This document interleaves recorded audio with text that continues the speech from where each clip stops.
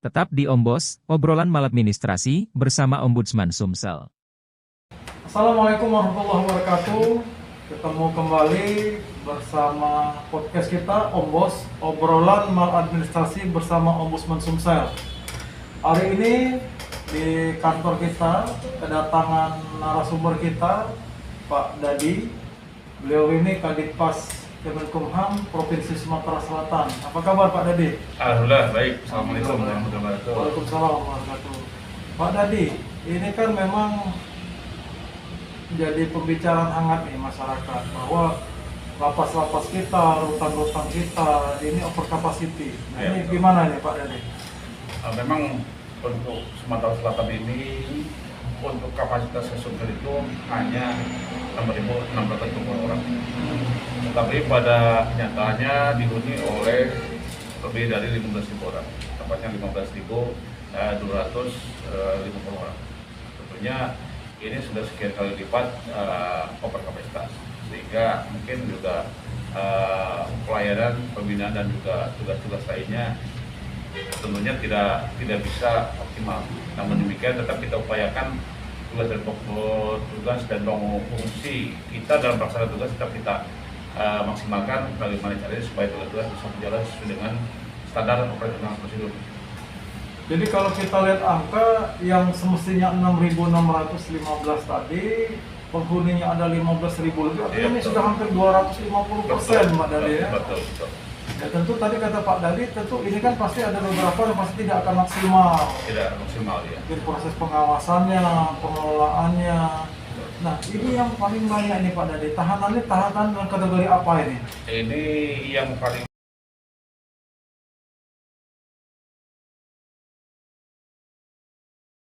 banyak ini berdasarkan data yang ada di kita adalah kasus-kasus narkoba. Di mana dari 15.000 orang itu hampir 7.000 orang kasus narkoba. Sama-sama hampir 50%. Jadi hampir 50% lebih Pak Iya, Dadi ya. betul. Nah kalau kita lihat sendiri nih, teman-teman yang masuk dalam kategori tahanan narkoba, ini kalau sudah lepas, mereka ini ada kecenderungan jadi residivis, masuk lagi atau tidak? Nah, By datanya ini gimana ini? itu kalau data yang di kita itu memang kredit bisa ada, tapi itu hanya 0,sekian%. Artinya bahwa mereka ada kesadaran untuk kembali ke masyarakat, mengetahui yang berlaku dan kembali ke masyarakat beserta keluarganya untuk bisa hidup secara normal sebagai makhluk sosial. Tentunya juga untuk kasus narkoba juga memang pembinaannya agak khusus lain dengan yang lain. Seperti kita laksanakan pembinaannya rehabilitasi sosial dan juga rehabilitasi medis. Memang kalau rehabilitasi medis kita gunakan kepada mereka-mereka yang kategori high risk.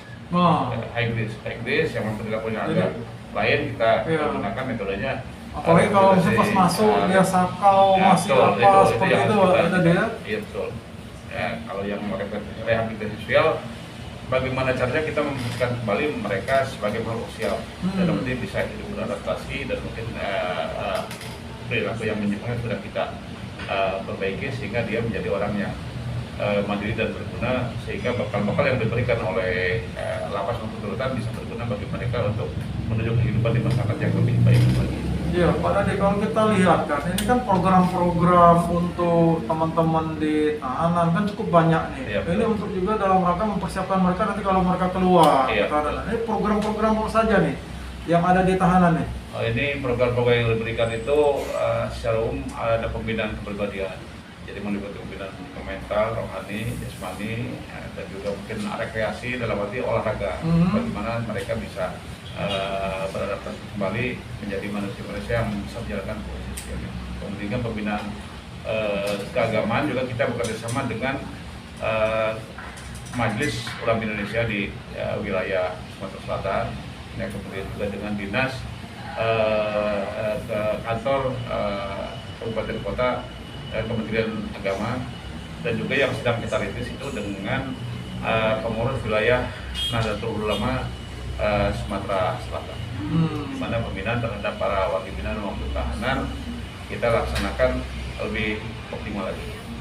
Selain itu juga kita merangkul beberapa organisasi bantuan hukum. Kita sudah ada kurang lebih ada bantuan hukum yang sudah ada tuh ada 6 orang, 6 organisasi bantuan hukum yang siap membantu para tahanan yang tidak mampu untuk melakukan upaya hukum. Dan ini gratis Pak Nah, ini Dade? gratis, Gratis, ini gratis, ya? ini gratis, ini gratis. Dan juga selain itu juga tetap kita melakukan berbagai kegiatan-kegiatan kemandirian. Di antaranya seperti di Lapas Muara Enim itu sudah membuat kain songket, kain batik, kemudian juga tanja yang merupakan satu budaya atau pakaian adat yang ada di Sumatera Selatan. Selain itu juga beberapa jenis tanaman sayuran juga dilaksanakan di hutan Pulau Bumuri. Serta di Tanjung Raja sudah melaksanakan membuat satu sistem yaitu yang dinamakan dengan SAE itu sistem edukasi, pendidikan edukasi terhadap para warga binaan, sarana asimilasi dan edukasi untuk warga binaan berupa pertanian, kolam, tanaman dan sayuran. Sudah berjalan kurang lebih ada 3 bulan. Oh, jadi yang waktu pas kita sempat mengadakan kunjungan ke sana ada katanya Raja, buat ya. kebun anggur. Nah, itu di Kayu Agung. Ya, di Kayu Agung kan? Kayu Agung itu ada tanaman anggur, Ada kolam kemudian ikan. kolam ikan, kemarin. dan juga termasuk juga ada sarana lapangan tembak. Itu sebagai satu upaya untuk melatih kesiapsiagaan, ketenangan, kejujuran daripada para petugas diadakan di lapangan luar. Lapangan luar adalah sarana lapangan tembak untuk membina mental dan fisik para tugas pemasyarakatan di Sumatera Selatan. Ya, Pak Dadi, kalau kita dengar penjelasan Pak Dadi ini kan artinya banyak sekali nih program-program yang dijalankan oleh teman-teman Kemenkumham agar bisa membuat juga kawan-kawan yang ditahanan ini merasa betah, merasa dipersiapkan lagi untuk dapat berbaur dengan masyarakat. Kayak kemarin kita kunjungan ke Lapas Perempuan dan Anak, kita melihat ada yang tari-tari kreasi, terus ada teman-teman yang bisa main band. Bahkan saya dengar dari Kalapasnya kalau era normal kemarin mereka ini bahkan boleh dipanggil keluar. Betul. Nah ini gimana nih ya, Pak Dadi? Ya itu kan mereka itu sebagai satu upaya untuk integrasi. Mereka yang sudah setengahnya menjalankan hukuman dikenalkan kembali dengan masyarakat dalam pengawalan. Itu sebagai satu bentuk mempersiapkan kembali mereka kembali ke masyarakat dengan cara integrasi. Hanya karena ini sudah masuk pandemi ya tidak mau ya kita tanggung dulu. Tapi kita kemarin dengan LB Perempuan ini sudah melakukan kerjasama di bidang pembuatan tas plastik bekerjasama dengan Pertamina Regional 3 Pelaju. Jadi ada paket untuk 20 orang mempersiapkan para keluarga binaan untuk melakukan pelatihan dan hasilnya cukup bagus dan juga itu dipasarkan oleh Pertamina. Mereka mendapatkan upah sehingga mereka bisa meningkatkan kreativitas. Jadi walaupun dia di tempat terbatas, tapi dia punya kreativitas yang tidak terbatas. Dan juga mereka walaupun dia ada di dalam, tapi dia menghasilkan dengan cara mendapatkan upah, dengan cara dia bekerja dengan kemampuan keterampilan yang sudah diajarkan oleh instruktur dari PT Pertamina Regional 3 Pelaju Palembang. Nah ini menarik Pak Dadi, artinya teman-teman di binaan, di warga binaan juga boleh memilih jenis-jenis kegiatan apa yang bisa mereka ikuti. Dan kalau seperti tadi misalnya ada kerajinan-kerajinan, mungkin kita dengar ada juga seperti yang di Merdeka itu buat roti, buat apa. Nah dari hasil yang mereka jual ini mereka juga dapat upah artinya. Betul, seperti itu. Iya. Jadi mereka dapat upah 50% per bulan itu untuk upah mereka. 35% itu untuk modal usaha lagi. Dan 15% kita masuk ke kas negara. Jadi walaupun mereka berada di dalam, tetap dia berupaya untuk mengasah kemampuan sehingga dengan keterampilan itu mereka bisa tetap berkarya walaupun berada di dalam tembok. Iya, Pak Dadi. Mungkin Pak Dadi ini kan udah keliling Indonesia nih, tugasnya mungkin dari ke luar Jawa, di Pulau Sumatera juga. Nah, kalau yang dirasakan nih untuk di daerah Sumatera Selatan, apakah ada keunikan tersendiri dari sikap para tahanannya, mungkin dari sikap petugasnya, ataukah mungkin sama saja nih ternyata? Nah, mungkin kalau di Sumatera itu termasuk daerah yang relatif keras dibanding dengan Jawa. Tapi ada keunikannya bahwa dia kalau diberikan pengetahuan dengan cara-cara pola-pola semacam dia sangat turun. Dan ternyata kita untuk meningkatkan kinerja, mengubah mindset daripada pasukan ternyata masih bisa menurun. Artinya bahwa dia itu juga orangnya yang patuh-patuh taat dan terhadap standar operasional yang ada. Hanya tinggal bagaimana caranya kita memanage agar dia bisa melaksanakan aturan-aturan yang berlaku di kita. Artinya bahwa kita selaku pimpinan harus memberikan contoh teladan, kemudian juga mendorong agar dia supaya bisa mampu dan tetap memberi semangat agar dia itu bisa melaksanakan tugas dengan sebaik mungkin, sehingga pola paradigma mereka bisa berubah dengan yang tadinya mungkin kalau tadinya ada pungli mungkin sekarang sudah tidak lagi. Karena bagaimanapun juga kita harus memberikan layanan yang terbaik bagi penerima kunjungan, terutama masyarakat yang membutuhkan dimanapun kita bertugas. Artinya walaupun Sumatera ini terkenal orang yang mungkin agak keras, agak gimana gitu dengan pola pendekatan yang persuasif juga, tetap juga mereka bisa ikut arahan dan lain sebagainya, Pak Dadi.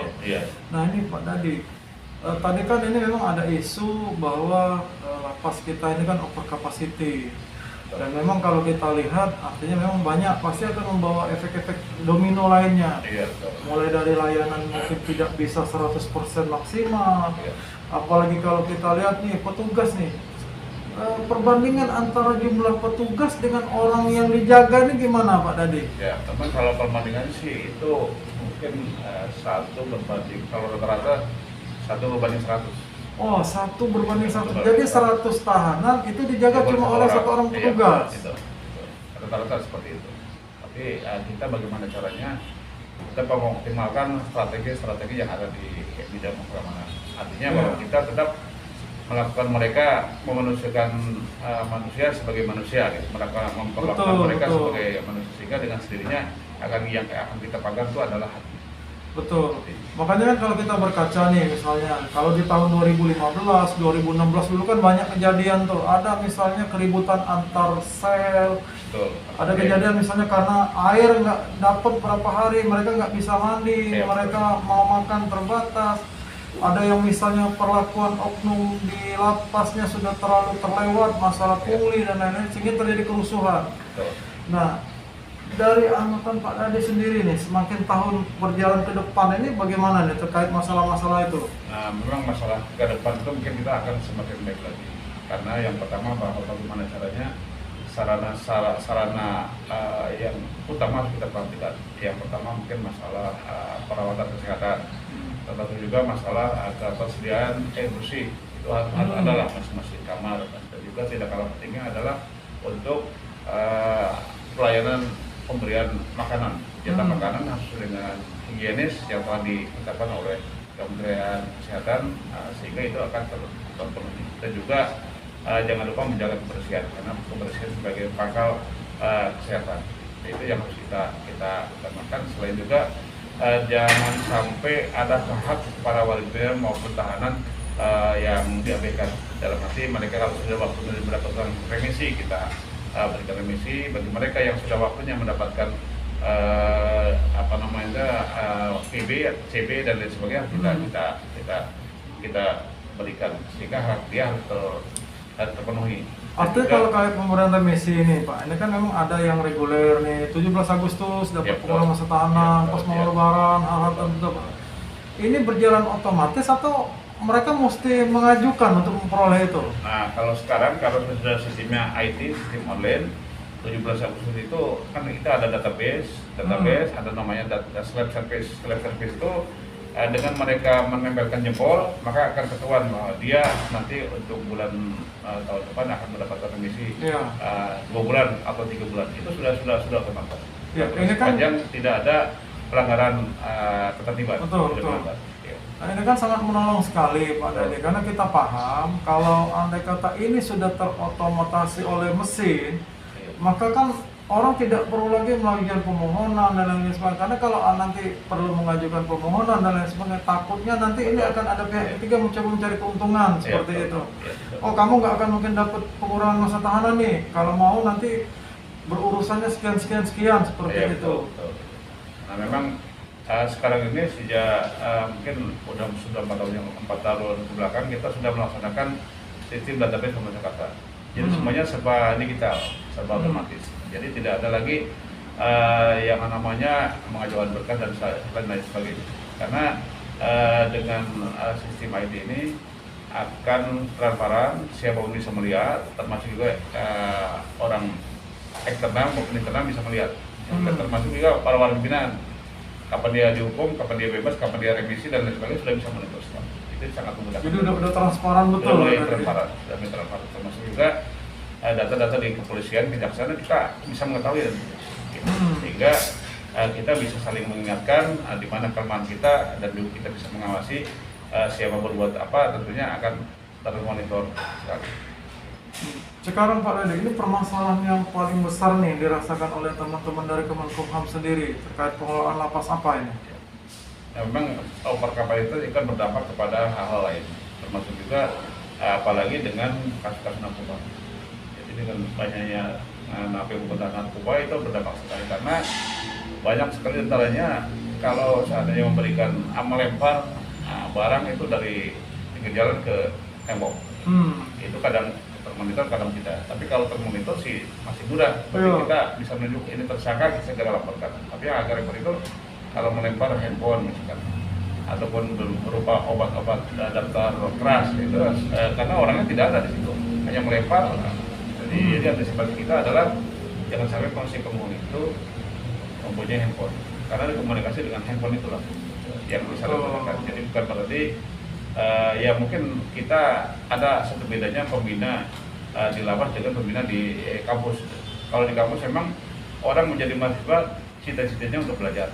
Tetapi kalau orang masuk lapas maupun rutan memang tidak ada cita-cita untuk masuk gitu. Ada mungkin 2 kali lipat upaya yang harus kita lakukan terhadap mereka, terutama dalam merubah sikap dan perilaku mereka yang tadinya mungkin melanggar hukum menjadi manusia yang taat hukum. Itu mungkin ada bedanya. Betul. Yang menarik ini kan tadi Bapak menyinggung masalah handphone nih. Kita tahu bahwa transaksi narkoba tidak jarang para gembong-gembong narkoba yang udah di dalam lapas mereka masih tetap bisa mengendalikan peredaran narkoba yang ada di luar. Bahkan ada beberapa kasus seperti yang kemarin kan misalnya tertangkap tangan. Mereka tetap melakukan peredaran di dalam itu, ada yang ngirim makanan, ternyata di dalam makannya ada apa barang-barang tersebut. Bahkan kemarin kan ada yang petugas yang tertangkap seperti itu. Nah, ini untuk mengantisipasi hal-hal yang seperti ini bagaimana nih Pak Dede? Karena sering juga kita temuin nih, habis razia handphone di satu lapas.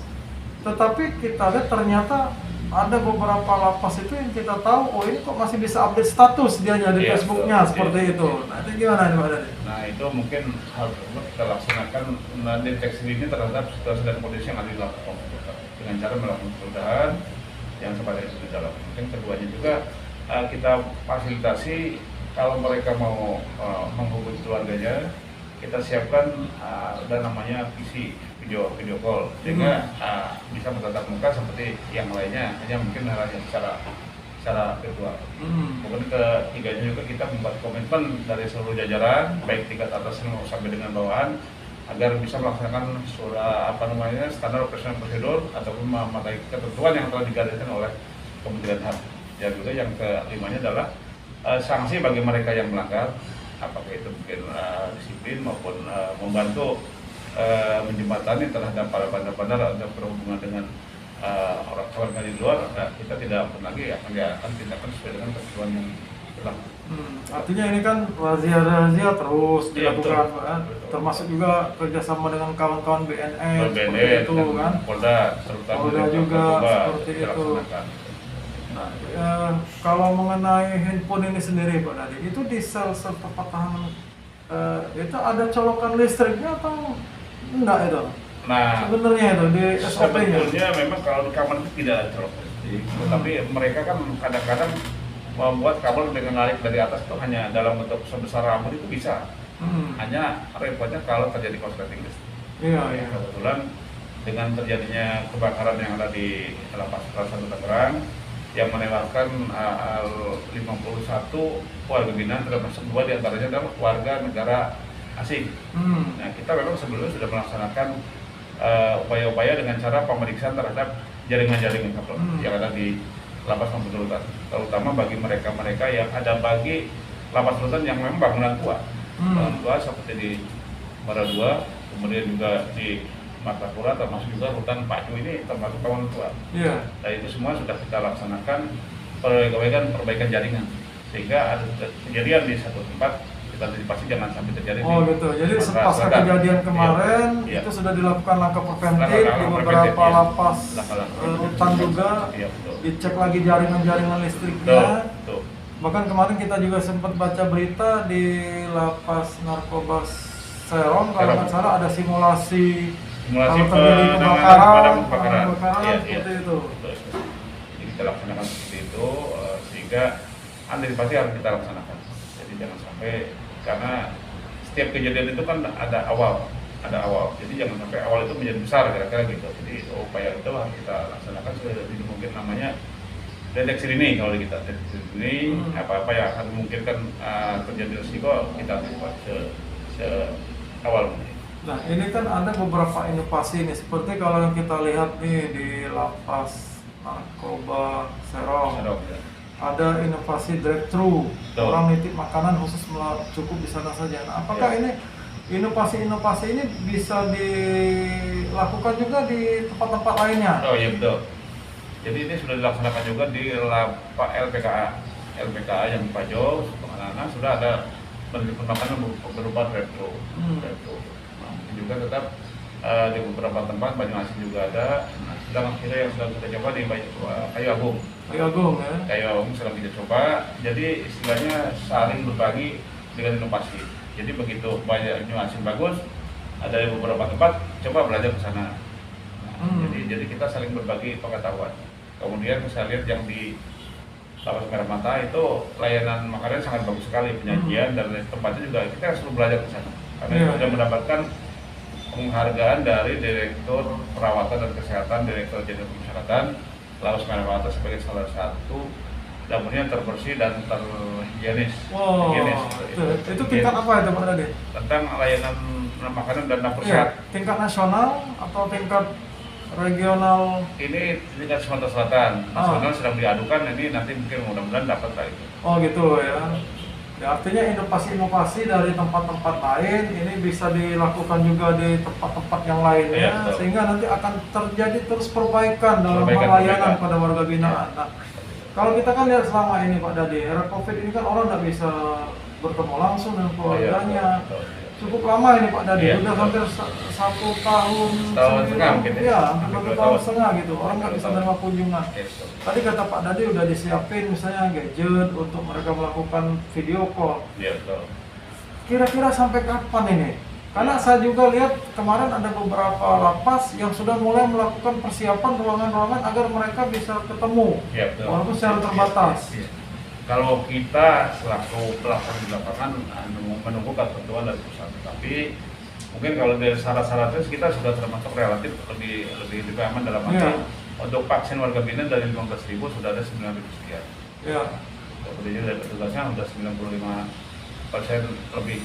Tinggal kita nunggu dari Kementerian Hukum dan HAM apakah sudah bisa dilaksanakan. Nah, mungkin nanti akan diadakan survei dulu bagaimana pendapat dari berbagai wilayah, apakah sudah aman atau tidak. Itu kan akan diajarkan uji coba dulu 1-2 tempat gitu. Apalagi kan sekarang kan COVID kan udah banyak yang hijau, ada yang udah level 2 sekarang PPKM-nya seperti itu. Hanya mungkin kuncinya kedisiplinan kita.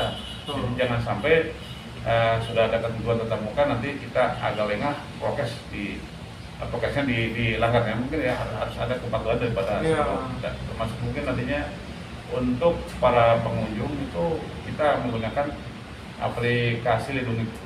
Artinya mereka yang berkunjung sama-sama sudah divaksin. Itu mungkin relatif lebih aman dari segi logika kita atau dari segi nilai-nilai kesehatan bisa seperti itu. Tapi namun demikian pelaku pelaksana di bawah pelaksana di lapangan tetap kita menunggu keputusan daripada Kementerian Hukum dan HAM dalam ini Direktur Jenderal Pemasyarakatan. Oke, terakhir nih Pak Dadi, masalah pungli nih. Pungli ini kan memang terdengar kalimatnya tetapi kadang-kadang susah juga untuk dibuktikan. Ini bagaimana nih dari Kemenkumham itu sendiri untuk melakukan langkah antisipasi terkait pungli? Ya betul. Jadi mungkin pungli itu biasanya terjadi kalau ada tatap muka. Nah, kemudian untuk layanan, menyangkut layanan itu, jadi untuk layanan ini kita akan melalui aplikasi. Termasuk juga orang yang mau melaksanakan PPCB itu hanya mengirimkan datanya secara online. Data online, jadi tidak bertemu. Nah, ini sedang kita sedikit mungkin melakukan tatap muka. Dan yang keduanya tetap memberikan penguatan terhadap para petugas, khususnya di bidang layanan publik, agar tidak melakukan hal seperti itu, karena itu langkah-langkah yang sudah disebut. Artinya kita harus merubah mindset petugas kita dari yang tadinya negatif menjadi positif, kira-kira gitu. Yang tadinya jelek menjadi bagus, yang bagus mungkin lebih bagus lagi, sehingga nanti akan tercermin apabila layanan publik itu bagus yang dirasakan oleh para penerima layanan. Nah, mungkin itu berarti sudah banyak berkurang dari segi pelanggaran. Tapi mungkin kalau yang publiknya tidak bagus akan ada keluhan-keluhan. Dan tentu juga teman-teman tidak ragu-ragu ya menetapkan sanksi bagi oknum-oknum yang mencoba juga seperti itu. Mereka atau memberikan sanksi terhadap mereka yang melakukan pelanggaran disiplin. Baik, terima kasih Pak Dadi. Baik, rekan-rekan dulu Ombudsman. Kita sudah panjang lebar tadi berbicara dengan Pak Dadi terkait masalah pengelolaan lapas, mulai dari over capacity-nya, mulai dari pengelolaan makanannya, masalah tadi juga pungli sempat kita